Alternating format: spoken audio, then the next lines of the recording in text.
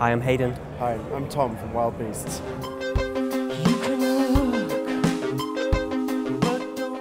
In Kendal called Our Price, Yeah. which was in the shopping centre, and I remember me and Chris, our drummer, we bought Michael Jackson History together at the same time. How old were you? I would have been 11 or 12 at the time, I think.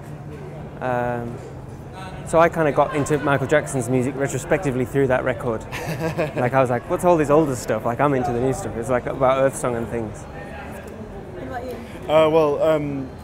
My first, it's the same as Hayden. I mean, we're from a small town, so there's very little in the way of like cool record shops. So my first record was Take That and Party, which you may remember is Take That's debut. I got it on cassette at Toys R Us in Leyland, Lancashire.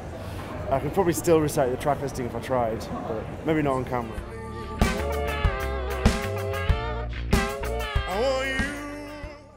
Oh God, probably not Boy King. It's far too much self-loathing. Well, how much place to seduce someone? It's got to be Marvin. I mean, absolutely, he's pretty damn an aphrodisiac, sexy. Yeah. It's. I think on that Junior Boys record, Last Exit, Yeah, it's a proper aphrodisiac. Yeah, That's like a down and like there's a lot of sadness on it, but it's still that's kind of sexy. Sadness is sexy. Well, yeah, if that's your thing.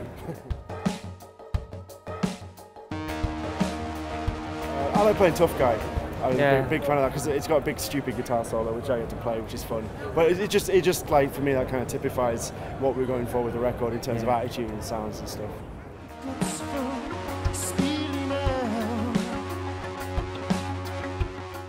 Mine was repair. I know what yours was. You know what? I used to be a fishmonger, and I actually enjoyed that job. I actually, it was my first job. I was on £3.20 an hour, and I think it actually taught me a few things. I wouldn't say that was my worst job. I mean, it's a pretty hard lesson to stink a fish as a teenager. It is a bit. It's a hard lesson to learn. It was like kind of like, so first day, okay, 6 a.m. Okay, so you stick the knife into the fish's arsehole, slit it up to its throat, and out comes the guts. This is like, whoo, okay, right. But then my worst job was actually making coffees, like being a barista at like a high turnover coffee shop. It's just like relentless, getting burnt, getting cut, and it's just you're on your feet 10 hours a day. Like it's a tough job. Very repetitive. Yeah. What about you?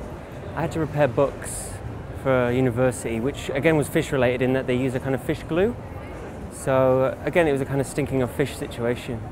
So we kind of went into music to avoid stinking of fish, which you don't always manage to do. Yeah. It can be an occupational hazard depending on the circumstance. But at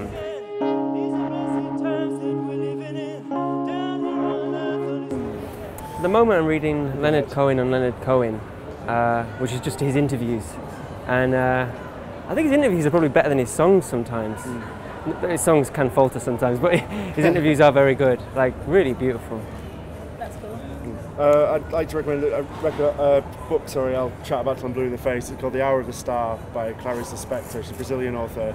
I think it wasn't her last book, but it was her last like coherent novel, and it's about 100 pages long. It's exceptionally bleak, but it's absolutely amazing.